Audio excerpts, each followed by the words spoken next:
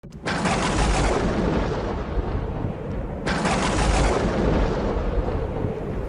aquel tiempo Felipe encuentra a Natanael y le dice: aquel de quien escribieron Moisés en la ley y los profetas, lo hemos encontrado, Jesús, hijo de José de Nazaret. Natanael le replicó: ¿de Nazaret puede salir algo bueno? Felipe le contestó: ven y verás. Vio Jesús que se acercaba a Natanael y dijo de él: ahí tenéis a un israelita de verdad en quien no hay engaño. Natanael le contesta: ¿de qué me conoces? Jesús le responde: antes de que Felipe te llamara, cuando estaba debajo de la higuera, te vi. Natanael respondió: Rabí, tú eres el Hijo de Dios, tú eres el Rey de Israel. Jesús le contestó: por haberte dicho que te vi debajo de la higuera, ¿crees? Has de ver cosas mayores. Y le añadió: yo os aseguro, veréis el cielo abierto y a los ángeles de Dios subir y bajar sobre el Hijo del Hombre. Palabra del Señor. Gloria a ti, Señor Jesús. Hoy celebramos la fiesta de San Bartolomé, un apóstol. Quisiera aprovechar para dar una pequeña catequesis sobre lo que significa el concepto de tradición. Porque, empezando ya por usar esa palabra, según la tradición, San Bartolomé fue despellejado vivo. Él partió a evangelizar lo que hoy llamamos Oriente Medio, quizá llegando, según la tradición, hacia la actual Irán, entonces llamada Persia. Allí fue martirizado, era frecuente entre los cruelísimos, terribles torturas que se empleaban, era frecuente en esa zona despellejar vivas a las personas. Era espantoso y lo usaban como el castigo peor que se podía encontrar. Según la tradición, ese fue el destino, esa fue la muerte de San Bartolomé. Empezamos con la palabra tradición. Está muy mal vista fuera de la Iglesia. Tradiciones, suena antiguo, y está también muy mal vista en algunos sectores dentro de la Iglesia.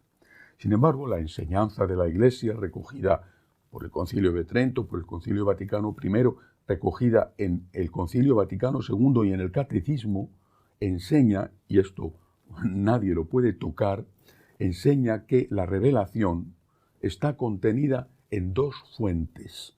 Una es la palabra escrita, las Escrituras, Antiguo Testamento y, sobre todo, Nuevo Testamento. El Nuevo Testamento tiene los 4 evangelios, Hechos de los Apóstoles, las cartas de distintos autores, entre ellos San Pablo, y el Apocalipsis, las Escrituras.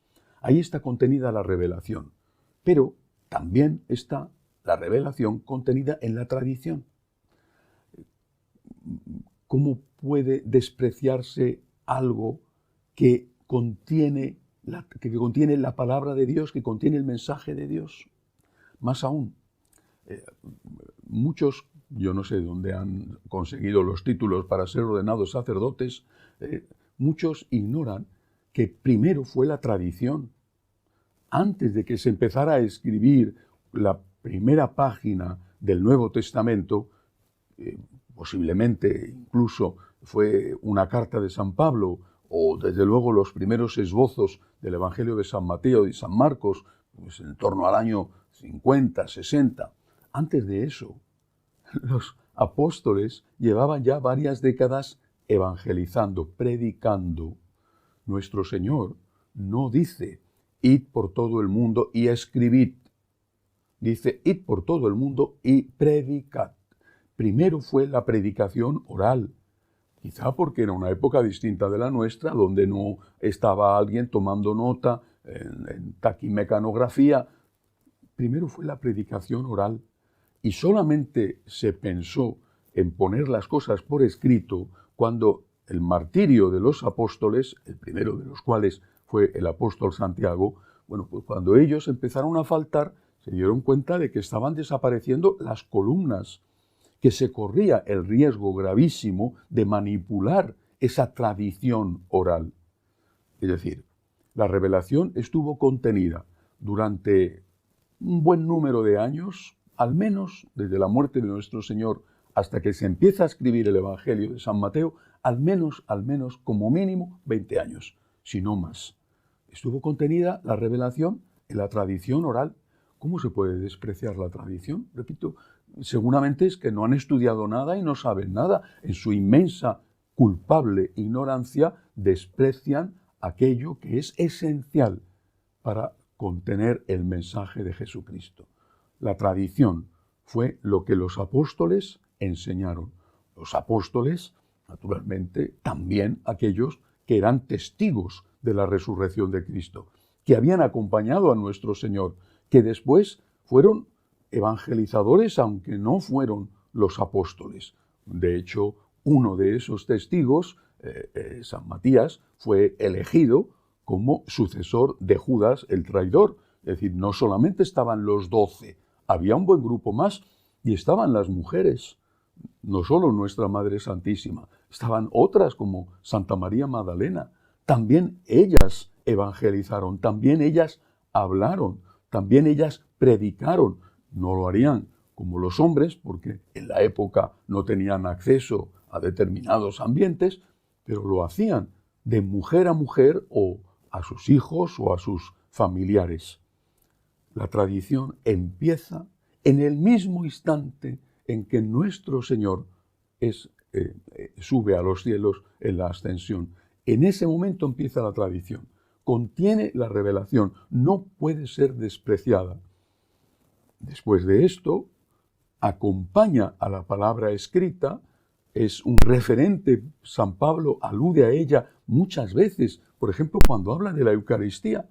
San Pablo dice, escribe, os he transmitido lo que a mi vez recibí, que el Señor, la noche que iba a ser entregado, tomó pan en sus santas y venerables manos, levantó los ojos al cielo y dijo, tomad y comed, esto es mi cuerpo. San Pablo está escribiendo un texto similar al que han recogido los evangelistas, pero lo está escribiendo porque se lo han transmitido. Después de caer del caballo camino de Damasco, es conducido ciego a esa ciudad y allí es evangelizado por un anciano judío, creyente cristiano, que le transmite el mensaje. La tradición es esencial, tan esencial como la palabra escrita.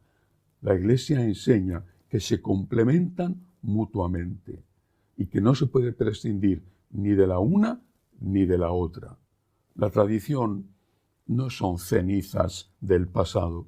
La tradición está viva, pero con la condición, lo decía San Vicente de Lerins, con la condición de que nunca se contradiga. No puede ser que lo que hoy es blanco, mañana sea negro.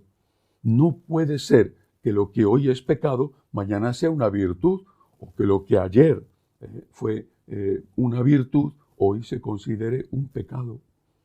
Los apóstoles dieron la vida por defender el mensaje de Jesús. Hoy celebramos a un apóstol.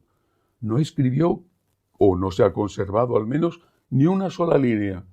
Evangelizó, derramó su sangre, firmó con su sangre en el libro no escrito de la tradición, firmó con su sangre las enseñanzas que hoy nos permiten decir que la Iglesia es apostólica, basada en esas enseñanzas de los apóstoles.